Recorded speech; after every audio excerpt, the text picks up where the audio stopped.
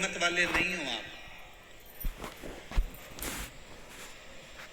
भगवान के चरणों में पहुंचने के बाद जो कीमत बढ़ती है उस कीमत का अंदाजा आपको नहीं हो सकता।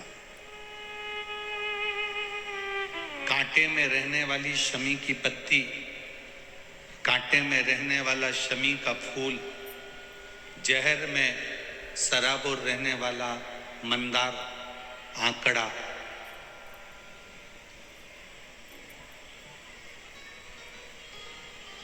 जहर में परिपूर्ण होने वाला कनेर,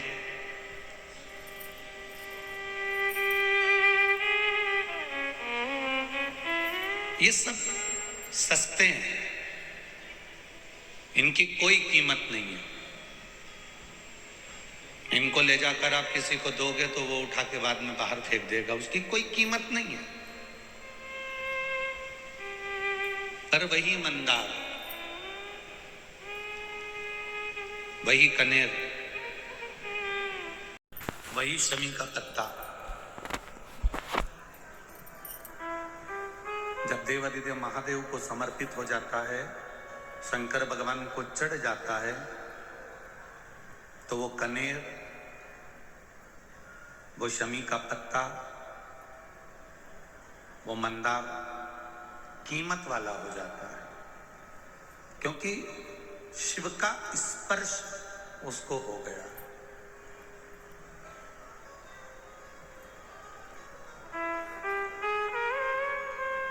एक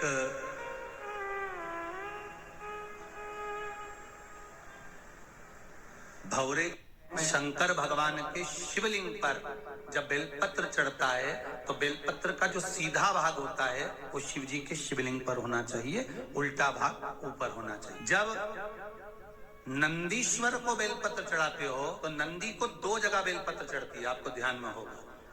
पहली बेलपत्र नंदी को जब चढ़ती है तो नंदी के सामने चढ़ती है, तो उसका बेलपत्री का जो डंडी का मुख है वो नंदी की ओर होता है और बेलपत्री की पत्ती का मुख शंकर जी की ओर होता है। समझ में आ रहा है सबको?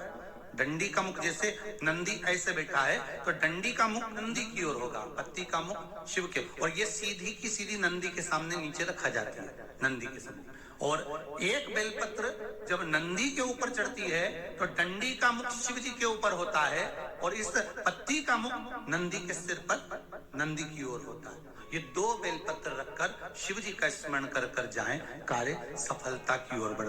जिन जिन के घर में शंकर भगवान का शिवलिंग विराज रहा है उनसे निवेदन करना था, इतना सा हो, बड़ा सा हो, छोटा सा हो, कंकर मात्र का हो, इतना छोटा सा भी हो, तो भगवान को नहलाने के लिए जब बैठो, स्नान कराने के लिए बैठो, तब एक निवेदन जरूर है कि शिव जी का जो जल आप शंकर जी को स्नान कराओ तो एक अलग थोड़ा सा पात्र कर लो, एक छोटी सी प्लेट अलग कर लो, उसमें नहला लो।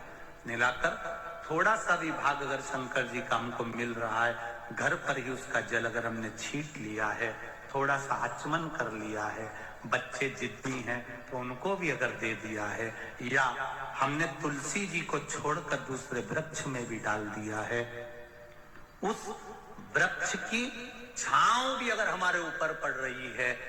हर महीने शिवरात्रि आती है, प्रत्येक महीने शिवरात्रि पड़ती है, और प्रत्येक महीने की शिवरात्रि पर अगर आपसे बन सके, आप दुनिया में अगर आपके पास में लोग कहें कि ये बहुत गरीब व्यक्ति है, बहुत साधारण व्यक्ति है, इसके पास धन नहीं है, वैभव नहीं है, सत्ता नहीं है, इसके पास खुद का मकान नहीं है, इसके पास खुद की प्रॉपर्टी नहीं है, इसके पास खुद की दुकान नहीं है, दूसरे के यहाँ काम करता है, इसके पास कुछ भी नहीं है, हम उनसे कहेंगे 12 महीने शिवरात्रि आती है, 5 जगह पर चढ़ाई हुई बेलपत्र, आप एक वर्ष 12 शिवरात्रि का एक नियम ले लो, 5 जगह पर बेलपत्र समर्पित करना सीख जाओ। एक बेलपत्र अशोक सुंदरी वाली जगह पर, डंडी का मुंह नीचे की ओर। दूसरी बेलपत्र माता पार्वती जी के हस्त कमल पर, ये दो पत्ती जो होती है, इस पत्ती के 2 भाग शिवलिंग के बीच में हो। तीसरी बेलपत्र भगवान शंकर के शिवलिंग पर, डंडी का भाग आपके विपरीत दिशा में हो, विपरीत दिशा में। चौथी बेलपत्र भगवान शंकर का जहां से जल बहकर जाता है, जमीन पर जो जल बहता है, जमीन पे से जो जल बहकर जाता है, चौथी बेलपत्र उस जमीन के जल पर जहां से वो पानी बहकर जा रहा है, पूरे शिवलिंग को छोड़कर जहां से पानी जमीन पर बहकर जा रहा है उस स्थान पर। और पांचवी बेलपत्र नंदी का जो पांव ऊपर उठा हुआ है उस पांव के पास में पांचवी बेलपत्र समर्पित करना। सिर के पास में पितृ दिख रहा है, सिर के पास में पूर्वज नजर आ रहा है, सिर के पास में पूर्वज दिख रहा है, समझ लो हमें सुख मिल रहा है। चरण के पास स्वप्न में दिख रहा है, समझ लो दुख मिल रहा है। आए और गए, समझ लो दुख तो आएगा पर चले जाएगा। और वही पूर्वज जो मर चुके हैं, हमारे पूर्वज जो पितृ हैं, जो पूर्वज हैं, जो बुजुर्ग हैं, जो जा चुके हैं, फिर भी सपने में आ रहे हैं और कहीं ऊंचे स्थान पर, वृक्ष पर, टान पर, घर की मुंडेर पर, घर के ऊपर कहीं नजर आ रहे हैं। समझ लो या तो बेटा बेटी का विवाह होने वाला है या उसकी नौकरी लगने वाली है। ये निश्चित है, वो ऊपर वाला निश्चितता। ये हमारा भविष्य पुराण कहता है, अग्रण्य होगा। दर्शकों, हर हर महादेव। स्वागत है आपका अपने YouTube चैनल में। दर्शकों, इस वीडियो में आपको पूजनी पंडित जी बहुत ही विशेष उपाय बताए हैं।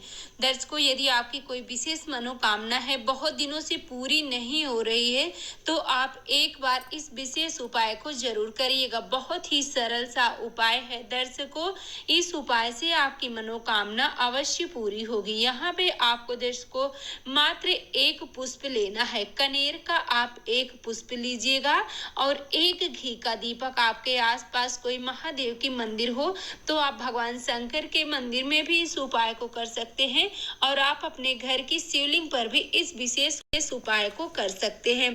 कनेर का पुष्प सर्वप्रथम आप महादेव की शिवलिंग पर एक लोटा जल समर्पित करिएगा। जल समर्पित करने के बाद जो कनेर का पुष्प आप लेके गए हैं, इस कनेर के पुष्प को आप महादेव की शिवलिंग पर समर्पित करें। ध्यान रखिएगा, कनेर का पुष्प जब आप समर्पित करें तो इस बात का आप विशेष ध्यान रखिएगा, जब महादेव को आप संपूर्ण श्रृंगार कर चुके हो तो कनेर का पुष्प आप महादेव की शिवलिंग पर रखें। डंडी का भाग आपकी तरफ होना चाहिए और जो खिला हुआ भाग है वो महादेव की शिवलिंग की तरफ होना चाहिए। इस तरह से जो भी कनेर का पुष्प समर्पित करता है महादेव की शिवलिंग पर, महादेव उसकी समस्त मनोकामना पूरी करते हैं। और आप इस उपाय को दर्शकों किसी भी मनोकामना की पूर्ति के लिए कर सकते हैं। नौकरी के लिए, व्यापार के लिए या धन संपदा के लिए, आपके ऊपर कर्ज बहुत ज्यादा बढ़ गया है तो उसके लिए भी आप इस विशेष उपाय को कर सकते हैं। दर्शकों, जो भी हम आपको उपाय बताते हैं, पूजनी पंडित जी की कथा सुनकर समझकर आपको समझाने का प्रयास करती हूँ। इसलिए जो भी भाई बहन चैनल पे पहली बार आए हैं, चैनल को आप जरूर सब्सक्राइब करें। वीडियो अच्छी लगे तो लाइक करें, ज्यादा से ज्यादा शेयर करें, कमेंट में श्री शिवाय नमस्तुभ्यम जरूर लिखें।